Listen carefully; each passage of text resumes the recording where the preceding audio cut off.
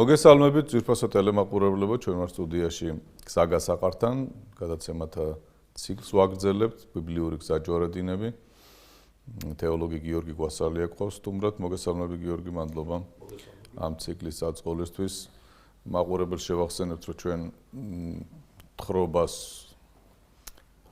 წინა გადაცემაშიც და ეხლაც შევუდექით დავით მეფის შესახებ ეხლა გვაქვს სასაუბრო დავით მეფეზე ერთ-ერთ უმნიშვნელოვანეს ადგილზე ბიბლიიდან ეს არის ამ წმინდა მეფის ღვთისმრჩეულის დაცემის ისტორია. და ბევრი რამ არის სასწავლებელი, ბევრი რამ არის მინიშნება და ბევრ შეკითხვაზე პასუხი შეიძლება მოუძებნოთ აი ამ ამბიდან რაც დავით მეფეს შეემთხვა. მაშ ასე გიორგი, ეს თემა ჩვენ შემოვიტოვეთ ცალკე სასაუბროთ, რადგანაც ასეთი მნიშვნელოვანი არის და სიღრმისეულად განსახილველი. დავით მეფე, რომელიც ყველა თავის ნაბიჯს ეკითხება ღმერთს, პირდაპირ კავშირი აქვს ღმერთთან. გავაკეთო თუ არა ეს დამეხმარები თუ არა ამაში, იღებს პასუხებს ამაზე. აი, ჩვენ ხედავთ დავით მეფის დაცემას, ძალიან მძიმე ცოდვაში ჩავარდნას და ღვთის განგებულებით მერე რაც ხდება დავითის გარშემო ის არის ძალიან საყურადღებო და ბევრი რამის მიმანიშნებელი. კი, ნამდვილად ასეა, ჩვენ უწინარესყოლის საყურადღებას ვაქცევთ ბიბლიის თხრობის თავისებურებას, რომელიც არ მალავს რომ დავითი დაეცა. არ მალავს რომ იერიქონელი რაქაბი მეწავი იყო. არ მალავს რომ მათე თავის დროზე მესვერე იყო. არ მალავს ამას. და აქ ჩანს ის სული რასულითაც იკითხება ბიბლია და რაც მოგვიტანა ჩვენმა მაცხოვარმა რომ ბჭე რომელშიც შედიხარ ვიწროა, მაგრამ არ არის დაკეტილი არავისთვის. არ არის დაკეტილი ავაზაკისთვის, მეწავისთვის, არ არის დაკეტილი დაცემულისთვის. ის ღია ყველასთვის, ოღონდაც ვიწროა და რთულია იქ შესვლად.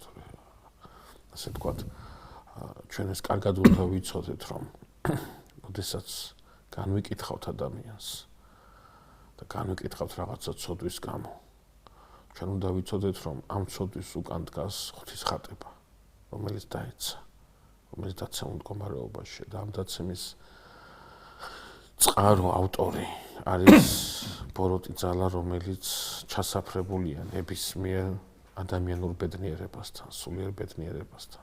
დაცემის წყაროსადმი სიძულვილს განგვიკუთვნებს ჩვენ საეკლესიო სწავლება და არა დაცემულისადმი სიძულვილს. დაცემა ეს არის ის მომენტი, რომელიცაც შეიძლება უდიდესი წამოდგომა ვიხილოთ, გაცილებით მაღალ საფეხურზე ასვლა, ვიდრე დაცემამდელ მდგომარეობაში იყო ის პირი, ამის ბევრი მაგალითია. და დავითის ეს მაგალითი ერთ-ერთი ძალიან ისეთი უცხადესი მოწმობაა უკვე ნათქვა მისა. ჩვენ სანამ დავითის დაცემაზე დავიწყებდეთ საუბარს, მე შეგნებულად გავაკეთე მამა ანდრეას შესავალი. მოდი გავიხსენოთ წინა გადაცემაში რა ვთქვით, რადგან სწორედ ამის შემდეგ უნდა ერთი ფრაზა ყურადღებით წავიკითხოთ ბიბლიაში. ამ ფრაზის წაკითხვის გარეშე ჩვენ დავითის დაცემას ხა ჩვეულებრივ ცხოვრებისეულ მოვლენად აღვიქვათ, რომელიც შეიძლება ბიბლიას ყურადღება არც მიექცია. ჩვენ ვთქვით, რომ დავითს აქვს გამოცხადება, როდესაც ის გეგმავს უფლის ტაძრის აგებას და ღმერთი უარს ეტყვის მას ტაძრის აშენებაზე, დავითს აქვს გამოცხადება, სადაც კონკრეტდება მესიანური ხაზი. ჩვენ ვიცით მესიანური კურთხევა ნოესაგან მიიღო სემის მოდგმამ, რომელიც საკმაოდ ფართოა და საკმაოდ გავრცობილია. შემდგომ ისი მემკვიდრევა აბრაამა, რომლის მოდგმა ასევე ძალიან ფართოა. შემდგომ იაკობის ძემ იუდასზე გადადის მესიანური კურთხევა, რომელიც ასევე უდიდესი ტომია, იმაში რა ქვია ისრაელიანთა შორის. აი დავითზე როცაა საუბარი, დავითთან კონკრეტება ხაზი, გვარი, აი შენგან იქნება. ჩვენ თქვით კიდევაც წინა გადაცემაში, რომ მაცხოვრის ერთ-ერთი ეპითეტი ძე დავითისა, ამას უკავშირდება სწორედ. ასეთი კონკრეტული, ასეთი აი მე ვამბობ გენეალოგიის თვალსაზრისით კონკრეტული გამოცხადება აღარ იქნება ბიბლიაში. იქნება საუბარი დროზე, ვითარებაზე, მოვლენაზე, ნიშნებზე, მაგრამ ეს არის კაცრად განსაზღვრული გვარი, ხაზი, ჩამომავლობა, რომელიც მოისმინა დავითმა და მოისმინა ასევე დაცემულმა ძალამ. ისევე როგორც ის პირველ სახარება, რომელიც ჯერ კიდევ 60-ში ისმენს ადამიანს და ისმენს დაცემული ძალაც. ისევე როგორც ნათლისღებისას ისმენს ბოროტი ძალა, რომ ეს არის დარიგი. კი ბატონო. მაცხოვრის ნათლისღებისას. და ძალიან საინტერესოა ის, რომ ამბავი დავითის დაცემის შემდგომ მოყვება სწორედ აი ამ გამოცხადებას. დავითი ახლა უბრალოდ იუდას ტომის წარმომადგენელი კი არაა, რომელზეც განსაკუთრებული ყურადღება აქვს მებყრობილი გველს, არამედ დავითი ახლა ეს არის ის საშიში ძალა, რომლისაგანაც უნდა მოვიდეს ის, რომელიც თავს გაუჭეჭყავს გველს. დავითი ეს არის დავითის ცხოვრება, დავითის პერსონა, ეს სხვა მტრობის საფეხურს გულისხმობს, აი იმ მტრობისა, რომელი მტრობაც ჩამოვარდნილია დედაკაცსა და გველს შორის, დედაკაცის თესლსა და გველის თესლს შორის, როგორც ამას პირველ სახარებას უწყებაში კითხულობთ ადამიანის დაცემის კონტექსტში. აქ სულიერი ბრძოლა იწყება დავითის წინააღმდეგ. ასეთი ბრძოლა დავით შეიძლება ქონდა, მაგრამ ამ ხარისხის, ამ გამოვლინების ეს ბრძოლა მის ცხოვრებაში, რომელიც ბიბლიის ფურცლებზეა წარმოდგენილი პირველი. მოდი ვნახოთ როგორ იწყება ეს ბრძოლა. ჯერ თქვათ ალბათ, რომ დავითი იმარჯვებს, დავითი განლაღებულია, დავითმა გააერთიანა. დავითის ისრაელი წაგებული ომი არ არსებობს. ხო, წაგებული ომი არ არსებობს, ყველაფერში ღვთისშეწყობა აქვს და იერუსალიმი დააფუძნა. განლაღებულია მე. და აი ამის შემდგომ წმინდა წერილი ერთ ასეთ ამბავს ამბობს, ანუ დაცემის წინა გამოცხადების შემდგომ და დაცემის წინა შუაში ერთ ასეთ ამბავს გვყვება.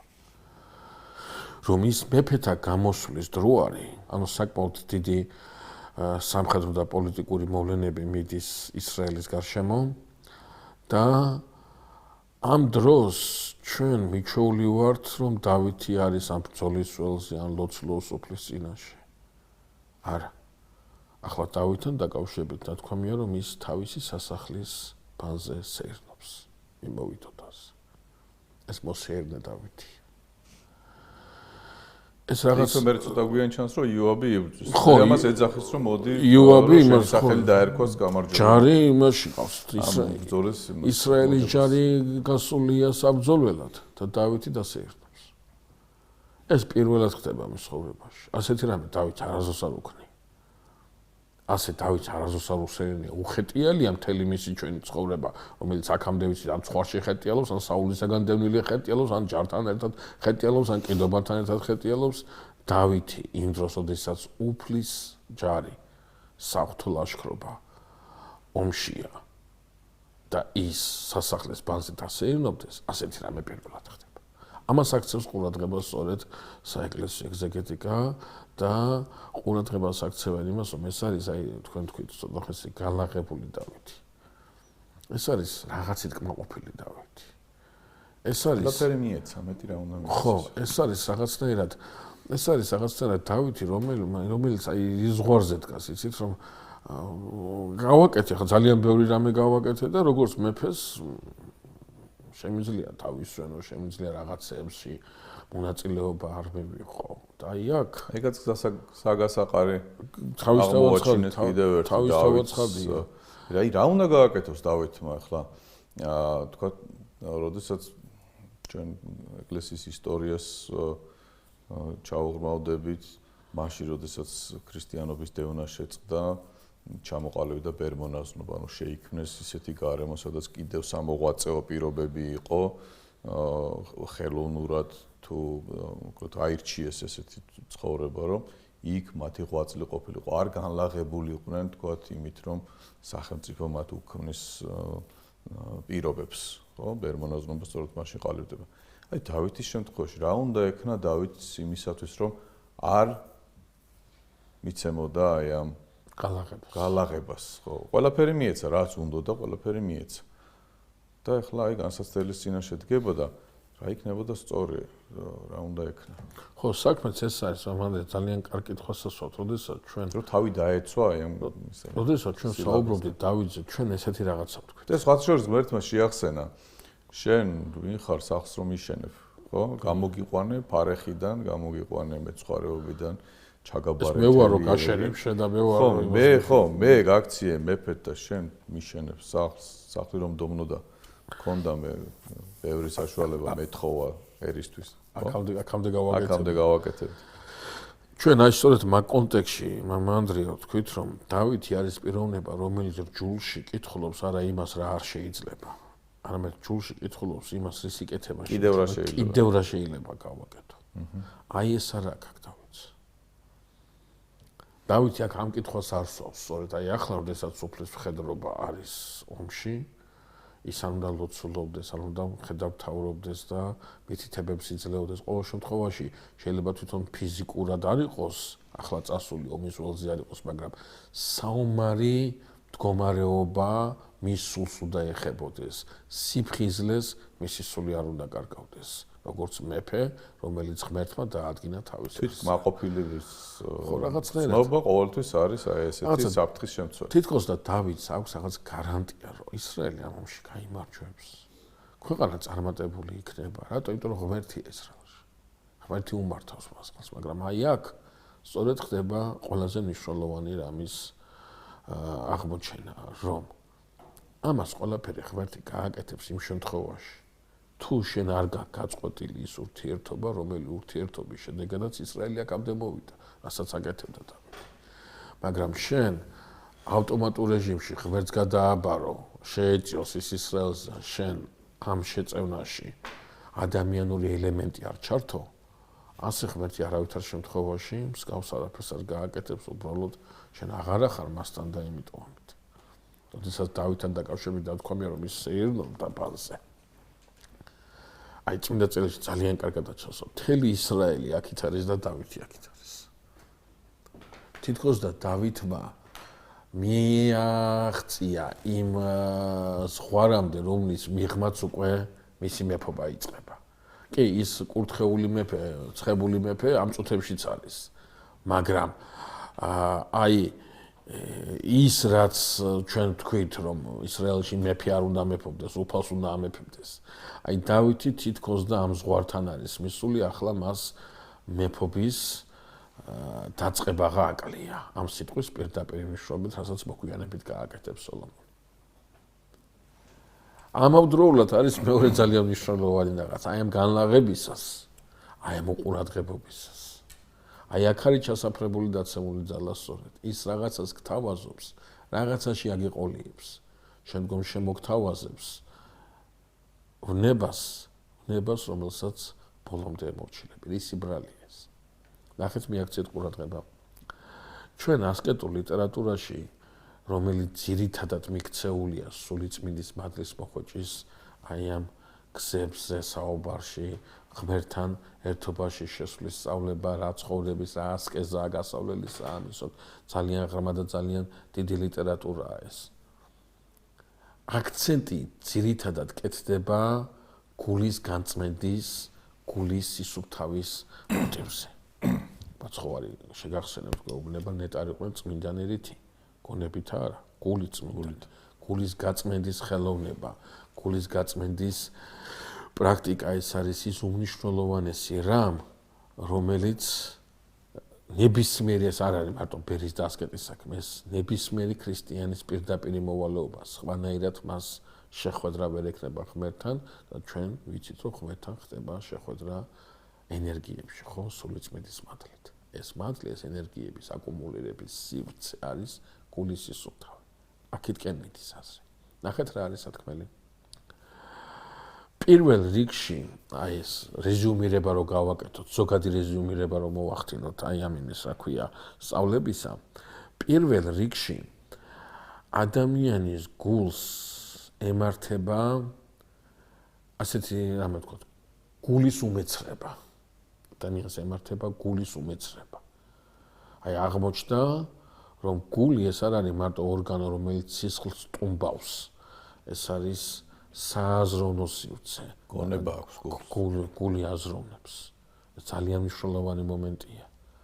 ეს ტვინი, რომელიც გონებრივობის ინსტრუმენტია ადამიანის არსებაში, უკავშირდება სწორედ აი ამ გონიერებას, როგორი გონიერიც გულია, აი ესეთი ხედვა, ესეთი გონიერება აქვს აი ამ ინსტრუმენტს. სხვაგვარად რო ვთქვათ, საზომი მისი გამჭრიახობისა, მისი საზომების დადგენისა, სწორედ გულიდან მოდის. გული არის წმინდა, საზომები გონებას აქვს წმინდა, გული არის შემოსვლილი, გონებასაც აქვს შემოსვლილი საზომები. ნახეთ რა არის ძალიან მნიშვნელოვანი. გულის უმეცრება თავის თავში რას გულისხმობს? როგორ შეიძლება რითი შეიძლება, რისი უმეცარი შეიძლება გახდეს გული? აი ამ სწავლების თანახმად გული ხდება უმეცარი საღვთო ნიჭებისა, საღვთო მადლისა, სული წმინდის მოქმედებისა. ამის უმეცრება შემოდის გულში. და აი ამის უმეცრების შედეგად რო აღარ იცის ეს მახსოვრობა ტვინის საქმეა. გულს მახსოვრობა ამ ნიშნით არ აქვს. გული მოქმედებს იმ მომენტით, რა მომენტაც მას სული წმინდის მადლი უკავშირდება. როდესაც ეს მახსოვრობა ეკარგება, ეს მაპატიებს, როდესაც ეს უმეცრება მოსდის გულს.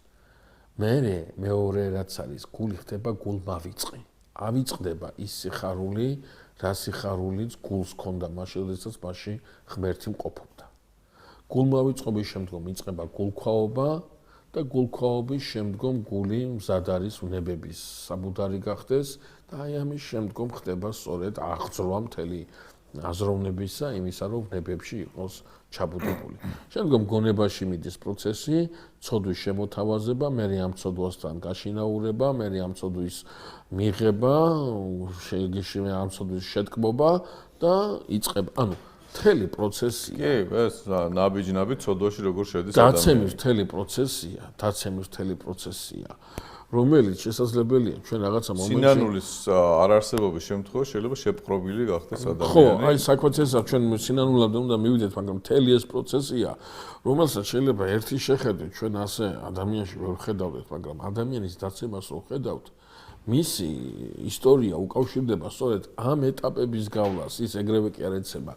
ის მან ეს ეტაპები გაიარა, ამიტომაც არის, რომ როდესაც ჩვენ პედაგოგიკაზე ვსაუბრობთ, ისეთ რაღაცეებს უსვავთ ხას, ისეთ რაღაცეებს ვაკეთებთ აქცენტს, რომ თავშივე თუ რამის რაღაცის პრევენცია არ მოახდინე, თავშივე თუ სიცუძესთან დისტანცირება არ მოახდინე, თავშივე თუ რაღაცა მობილიზება არ მოახდინე, შემდგომ პროცესი ესკალაციას იწყებს, ჯაჭვური რეაქცია გადადის და ადამიანის აზროვნება ხდება, დაცემული ადამიანის აზროვნება ხდება ძალიან მძიმე მდგომარეობაში შედის. ამიტომაც არის, რომ საეკლესიო სწავლებაში მამები გურჩევენ რაღაცა ასკეტური ელემენტების ცხოვრებაში გათვალისწინებას, იქნება ეს სიტყვაზე ვთქვათ, ენის მოთვინიერება, თვალების მოთვინიერება, გრძნობებზე გაბატონება, რაც თავის თავში გულისხმობს ადამიანის თავისუფლების საკითხის აუცილებელ მომენტებს, რომ ეს თუ არ გააკეთე, ამის მერე დგება ძალიან ცუდი მომენტი. მაცხოვარი ამბობს საოცარ სიტყვებს, რომ ხა ცოტა ისე გამომიდა, მისი ყველა სიტყვა საოცარია. უბრალოდ ამ კონტექსში მინდა ეს სიტყვები მოვიყვანო, რომ ვინც ქალს შეხედა გულის თქმით, მასთან იმრუშა. რაც ნიშნავს, ეს იმას ანიშნავს, რომ გულის თქმა ერთია და მრუშობა მე სხვადასხვა ცოდვა აბსოლუტურად ერთი სულიერი ასპექტია, მეორე ხორციელი ასპექტია, ამ ორი იმის გაერთიანება აბსოლუტურად წარმოუდგენელია. წმინდა იოანე ოქროპირი ამას კატეგორიულად მოითხოვდა. სხვა არის ერთი ცოდვა და სხვა არის გულის თქმის ცოდვა. მაგრამ თუ კი გულის თქმა შეიტყობ, შენ ფიზიკურ დაცემამდე საკმაოდ ახლო მანძილი გაქვს, საკმაოდ ბარტივად დაეცემი. ამიტომაც აქ გულის თქმა თავის თავში გულისხმობს არა რაღაცა პროცესს, არამედ ეს არის წინამავალი რაღაცა იმისათვის, რომ ადამიანის დაცემა არ მოხდეს, მეუღლეს არ უღალატო, ოჯახს არ უღალატო, ქვეყანას არ უღალატო და ასე შემდგომ და ასე შემდგომ. დიახ, ანუ ვთქვათ, რომ უნდა ადამიანმა ააშენოს სულიერი ბარიერები. შენ გაქვს რაღაცა შენი შინაგანი სამყარო, რომელიც წარმოიდგინო არის რაღაცა პოლიცივით, ქალაქის სახელმწიფოსავით და სანამ ეს ადამიანის მტერი შენთან ბრძოლი შემოგეჭრება შიგნით ამ ქალაქში შემოგივარდება, მე უკვე ძნელია გამკლავება. მანამდე უნდა კონდეს ბარიერები, არ ვიცი, მიწათხრილი, სამი გალავანი, იქ დარაჯი, რომელიც გაგაფრთხილებს დროულად.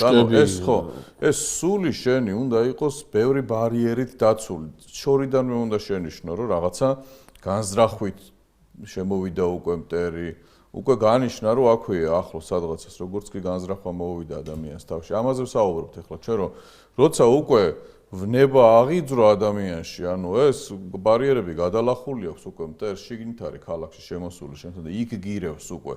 ხო და დაცემა უკვე არის ბოლო სტადია. მანამდე ბევრჯერ გაგაფრთხილო, უბრალოდ ხიზლად არ იყავი. იქ დარაჯი არ გეყენა, მიწათხრილი არ გააკეთე, გალავანი. ანუ არაზრუნვდი ისე, არ ცხოვრობდი ისე. ამბობდი რომ იყოს ეს გალავანი აქ მორღვეული რა პრობლემაა, ხო? ხო, ანუ ვიცხოვროთ ასე, იყოს ასე, ღია იყოს ეს ყველაფერი. ამას არ სტრუქტურირებას არ უკეთებდა სულს ადამიანი. ანუ მიყვა დღევანდელ ცხოვრებას, დღეს ასე უკარნახა ცხოვრება, ხვალ ისე უკარნახა ცხოვრება, ყველაფერს დაექვემდებარა. უთხრეს რომ ეს სწორია, ეს თავისუფლებაა, ეს არის ნამდვილი დამოუკიდებელი ცხოვრება, რომ არ დაუჯერო არავის, გადააგდო გვერდით ყველანაირი სწავლება. ნამდვილი თავისუფლებაა, ყველა ნებას თავი მისცე და თავისუფლად დაემორჩილა. გადათელო ყველაფერი და შემოუშვა ეს ყველაფერი შიგნით სამწუხაროდ.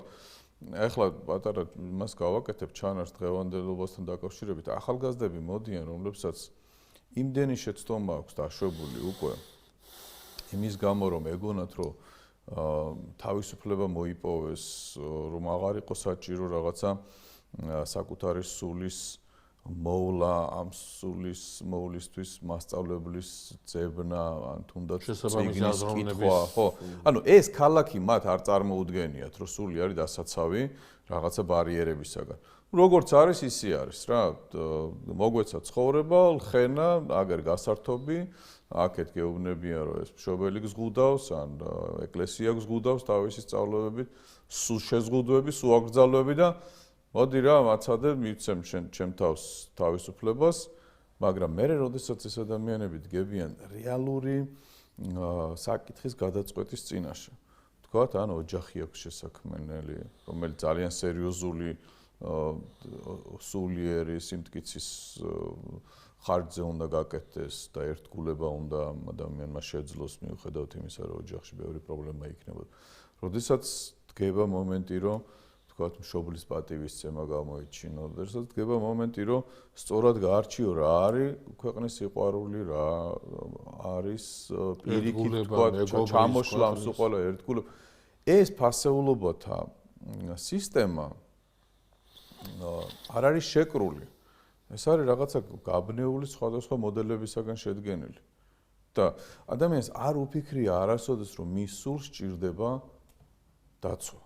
რომ მისი სული უნდა ჩამოაყალიბოს ფასეულობების ირგვლივ და მერე ამ ფასეულობების ნგრევა არ უნდა დაუშვას გარედან შემოსული მტრების შეტევით, არამედ უნდა დაიცვას. ამაზე უბრალოდ არ უფიქრია. როგორც მიეცალ ხენა და ცხოვრება, აი ესე გაილახა. თან ამას დავამატოთ, რომ თელმა რიგმა შესაძლებელია ჭყალებში ჭკუის დამრიგებლობა უთხეს კიდევაც, რომ სწორი არის, ნებებს დაქვემდებარება სწორი არის, ნებისმიერი აი ბარიერის მოხსნა. გასინჯე ყველაფერი ცხოვრებისგან, ხო? ხო, დევიზი ხო ესეთია სლოგანებს ხო ხედავთ ჩვენ ამ რეკლამაში. აიღე ცხოვრებისგან ყველაფერი, გასინჯე ყველაფერი, ხო? ეს არის შეცდომა. შენთვის თავისუფლება იყოს არა თავშეკავება, არამედ თავისუფლება იყოს, რასაც გინდა იმის კეთება და არავის მისეუბრება. ხო, საიდან მოგივიდა განზრახვა, რომ ეს გააკეთო. მაგას არ უკვირდები. ვიღაცამ გიკარნახა ტელევიზორში მოისმინე, ან ვიღაცა გვერდით ყავდა ადამიანი. რაღაცას დაგპირდა ამის სანაცვლოდ. აგიყვანა სადღაცას არ ვიცი, პირველი ნარკოტიკის გასინჯვა, პირველი რაღაცა და ცოდვაში ფეხის ჩაბიჯება, ხო? როგორ ხდება ეს? საიდან მოვიდა ეს აზრი? ამისი გაკონტროლება ძალიან უჭირთ. ხო, როდესაც არ აქვთ აი ამის ხედვა, რომ სულს მოფრთხილება ჭირდება, სიწმინდეში დაცვა ჭირდება. და ესე ღია კარში შემოდის პირდაპირ მისივე მტერი. დამანგრეველი მისი ფასეულობების. მე ეს ფასეულობა აღარ ეთანხმება ოჯახის ტრადიციას, აღარ ეთანხმება მშობელს, ინგრევას, ურთიერთობას. ის პირად ბედნიერებას აღარ ეთანხმება, აუბედურებს. რა თქმა უნდა, მე აი ოჯახის შექმნა შევეხე, ახლა ტყუილ არ შევეხე, იმიტომ რომ ჩვენ გვაქვს საშინელი სტატისტიკა.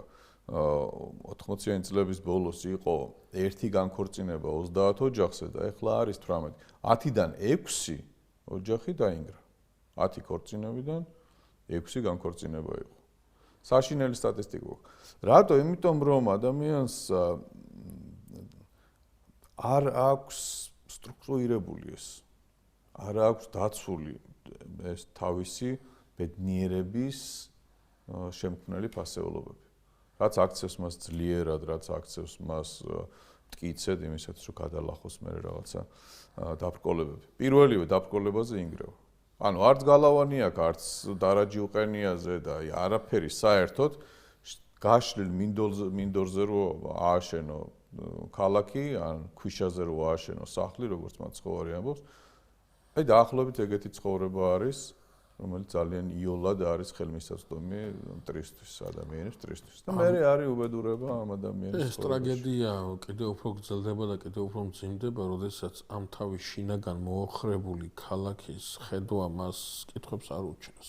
ხო, იმასაც ესი აქვს. ხო. გვერდით რო ყავს ახლობელი, იქაც ასე დაგრეულია ხდება. იმისიც მოოხრებული არის და აი მუდმივად აი ამ წრეზე ვტრიალებ. და რაღა ვთქვათ მეფეზე, ესე იგი, როდესაც მეფეს ეს ემართება, ღვთიურჩეულ მეფეს, რომელსაც ღმერთთან ურთიერთობა აქვს, რომელმაც უდიდესი ადგილი დაიკავა, უნიშნულოვანესი ადგილი დაიკავა ბიბლიაში, ხო? მას როდესაც ეს ემართება, ხო? რაღა ვთქვათ სხვაზე, როგორ დაიცვას ადამიანმა თავი ამ რაღაცების გაუთვალისწინებლად. ხო და აი ამაშია საქმე სწორედ რომ როდესაც ჩვენ აი ამ შელობას რეზიუმირებას დავით მეფსალმუნეში ვახდენთ, დავითის მთელი პრობლემა დადის სეირნობამდე, რომ მან პანზე კი არ უნდა ისეირნოს, მან მოღვაწეობა უნდა გააგრძელოს. ის მოღვაწეობა, რომელიც მოღვაწეობაც ხელს უშლიდა დაცემაში. ანუ გულაობას თავი უნდა დავანებო დღევანდელ ცხოვრებაში, რო ვთქვათ, ხო?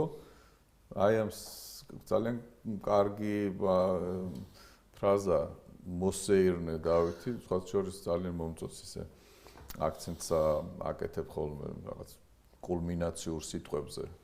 აი ითქვა რაღაცა და ამის მერე ესე იგი ველოდოთ რომ რაღაცა ხო ამბავი უნდა დაიწყოს. დიდი ცვლილება იწყება. მოსეირნე დავითი არა მოხეტიალი, არამედ მოსეირნე დავითი. ხო, არა მოხეტიალი, არამედ მოსეირნე დავითის ცხოვრებაში იწყება საშინელი განსაცდელი. თორემ მან დაიწყო დასვენება, შვება, გალაღება და იქვეა ჩასაფრებული მტერი, რომელიც ამას არავითარ შემთხვევაში უყურადღებოდ არ დატოვებს, ხელიდან არ გაუშვებს არავითარ შემთხვევაში. მეორე დეტალი, რომელსაც დავითის დაცემის წინ წმინდა წერილი მიუთითებს და რასაც ასევე ასკეტურ ლიტერატურაში ძალიან დიდი ყურადღება ექცევა. ეს არის ის, რომ დავითმა გაიხედა და დაინახა თვალი, რომელიც რაღაცას დაინახავს და მიეჯაჭა. პატერიკებში რომ წავიდა ბერი ქალაქში. წავიდა იქ შეხვდა რაღაცა ქალს და იწყება. იქ დასრულდა ხო? რაღაცა თვალი არ მოათვინიერა იმ დაწუნდელების ცხოვრებაში, როდესაც წმინდა მამა დგას მეფის წინაშე და მეფე ეხვეწება. ერთხელ შემომხედე გეხვეწები და განიცადე ჩემი ხატებო სახეს. თვალებს არ აძლევდა უფლებას ცისეყურებოდა სულ. არ აძლევდა უფლებას რომ თვალს ასე ვთქვათ, თვალი გამხდარიყო მტრის შესასვლელი კარიბჭე. თვალი მოთვინიერებული ყავდეს თავის თავაცხად, ეს ყველას არ ეხება, ძალიან დიდი მოღვაწეობა, მაგრამ თავის თავში უკავშირდება იმას, რომ იმას ასაც დაინახავ. უნდა მიიღო არა ისე სიტყვაზე ვთქვათ, რასაც ხედავ და ამის წილ არ უყურებდე დანახulis მიღმა ჩაბუდებულ საშიშროებას. ანუ ჩვენ ეს ყველაფერი რასაც ხედავ, ამას უნდა აანალიზებდე, ამის მიმღეობა შენთვის რამდენად მავნებლურია, რამდენად მავნებლური არ არის. ესთეტიური სილამაზეს ბიბლია არ გაურბის არასდროს. ბიბლია ხაზგასმით ამბობს, სარაზე ლამაზი იყო, რებეკა ლამაზი იყო, რაქელი ლამაზი იყო. ლამაზი იყო ეს ქალის, რომელსაც დაინახავს ახლა დავითი, ლამაზები არიან ესენი. სარა ლამაზი იყო. ამას ხაზგასმით ამბობს წმინდა წერილი. არ გაურბის ამას წმინდა წერილი. მაგრამ ანკარი ასეთ სილამაზის დროს არც ერთ მაგალითად ლამაზი იყო სარა და წაიყვანა ფარაონმა. ხო, ლამაზი იყო სარა და აბიმელექიც თავის წარმოინდომებს წაყვანას. ლამაზი იყო რებეკა და ისააკი დამალავსო თავისი ცოლი იყო, ხო? ანუ ამ სილამაზეს წარმართული, ანუ არამართებული მიდგომიდან საშიშროება აქვს. ამ სილამაზეს შეიძლება ასეთი არამართებული გადაწყვეტილებები მიგაღებინოს იმ დროს, როდესაც მეორე მხარეს, ხო? სარას სილამაზე არ არის ის ფაქტორი, რაც ა ブラ ამ შეიძლება ზოგადად კიდე სხვა სილამაზე აძებნინოს. ეს ესთეტიური განცდა მისთვის რაღაცა ნებების ამუზრელი სხვა მიმართულებით არ ხდება. ისევე როგორც ისააკში, ხო? იაკობში, სხვათა შორის იაკობს თავისი ბერწი რაქელი უფრო უყვარდა, ვიდრე შვილმრავალი ლია, თვალის სუსტი, ან და ის მხევლები, რომლებიც თავის ცოლებს გამოაყოლა მისმა სიმამმა. სხვაგვარად რო ვთქვათ, ერთი დეტალი ეს დასეირნობდა და მეორე დეტალი როგორ ანგარიშმიუცემელია დავითი თავის მოქმედებებში, ასეთი რამე დავით ხო, ერთი ნაბიჯი მეორე ხო, აი ესკალაცია მიდის. ხო, დაცემის ესე. როგორ ანგარიშმიუცემელია დავითი, იმის რა ქვია, თავის მოქმედებებში, დავითი ლაღად გახედავს ვიღაცა მობანავე ქალს და მოუნდება მასთან დაწოლა. წმინდა წერილში არის ერთი ძალიან საინტერესო დეტალი. რომ იკითხავს ეს ქალი ვინ არის? ხომ ერთი წუთით შევჩერდეთ. ახლა ეს ქალი, რომელიც აქ ბანაობს დავითის გადასახედიდან რო ჩანს, პირველად აკეთებს ამას? თუ ახლა დაინახა დავითი რო სეირნობდა, სპეციალურად შევიდა იმ დროს, რომ მისი სიშიშვლე ეხილა დავითს. თავისთავად ცხადია ეს ქალი აქ პერიოდულად ბანობს, რომ დავითს ამისთვის ყურადღება არ მიუქცევია. დავითს არასდროს ბანზე ასე არ უსეირნია და დავითს თავისი ბანიდან არასდროს არ უთვალიერებია ვინი ბანდა და ვინ შიშველი იყო და ვინ არა. უბრალოდ დავითს ახლა ამისთვის წალი. არის ხოლმე მცდელობა ეს ქალი გაამტყნონ იმაში. გავხსენთ ადამი და ევა შიშველები იყვნენ და ამას ვერც ხედავდნენ. ხო, იმიტომ რომ სულიწმიდის ანუ ამ სხვა რამეში იყო მათი გონება. სხვა რამეში და დავითის გონება ახლა ამ შემთხვევაში ახლა დავწუხდომას ცალია შიშველი ქალის დასანახავად, რომელიც ბანაობს ისე როგორც ბანაობდა გუშინ და გუშინზე. იმიტომ რომ ამას ატომობა მამანდრი, იმიტომ რომ არსებობს აზრი, რომელიც შეფს აბსოლუტურად მიუღებელია და არც ბიბლიურ კონტექსტზე თანხმება, თითქოს და ამ ქალმა გამოიწვია დავითი, ეს ქალი დადგა სპეციალურად რომ დავითის ის მიეპყრო, ყურადღება მიეპყრო რაც კონტექსტ, ბიბლიურ კონტექსტს ხო, არ ჩემდე გთხრობას ეს აბსოლუტურად ცილდება. თავის ქმარს გლოვობს ტირის. არანაირი ლოგიკა ამაში არა. აქ საინტერესო რა დეტალი, აქ საინტერესო გახლავთ ის რომ დავითი რომ მოიკითხავს ეს ქალი ვინ არისო? დავითს ეტყვია როგორ არის ეს ქალი ბერსაბია? ანუ ეს ქალი ცნობილი ქალი. ამ ქალის ცნობადობა ორი საინტერესო ნიშნით არის წარმოდგენილი. პირველი ის ძალიან ცნობილი და ძალიან გულმხურვალე ისრაელიანი მებრძოლის ცოლია და ასევე გახლავთ დავითის უახლოესი მრჩეველის და ძალიან დიდი ავტორიტეტის მქონე იერუსალიმში, ძალიან დიდი ავტორიტეტის მქონე კაცის შვილიშვილი. ჩვენ ამ კაცს გავეცნობით. შესაბამისად, ეს ქალი თავის ქმართან ერთად აი ბაბუამისის, აი ამ ის გამო ისევე როგორც იონათანის ძე მეფის ტაბლიდან იკვებებოდა. მეფის სასახლის, მეფის კარზე ცხოვრობს და აი ამ იმას, რა ქვია, ამ პატივით სარგებლობს. ანუ ეს ქალი აქ შემთხვევით არ არის მოხვედრილი. ეს ქალი აქ შემთხვევით არ არის აი აქ დასაბანად შესული, ხო? აბსოლუტურად აქ სხვა რამეშია საქმე. დავით გააგებინებენ ვინ არის ეს ქალი და დავითმა ორივე დეტალი იცის, ვისი შვილიშვილია და ვისი ცოლია, მაგრამ ის პროცესი რაც იყო დაწყებული, იმდენად მეტია მის გონიერებაზე. დავითი ბრძანებს ამ ქალის მოყვანას. არც ფიქრობს, რომ აქ რამეს აშავებს. ხო, მიძინებულია თითქოს ეს. ხო, დავითი იყოს მე ახლა გუშინ და გუშინ წინ დავით ამას არ იკადრებდა, იმიტომ რომ გუშინ და გუშინ წინ დავით არ უსეირნია ამ ბალზე და მიძინებულია დარაჯი ქალაქის დარაჯი მიძინებულია, კარიბჭე ხიათ აქვს დარჩენილი. იქ ეს ნება შემოდის. და ეს ნება ტერი ფართო ნაბიჯებით შემოდის იმ სულიერ ქალაქში, რომელსაც დავით მეფსალმონე ექვია.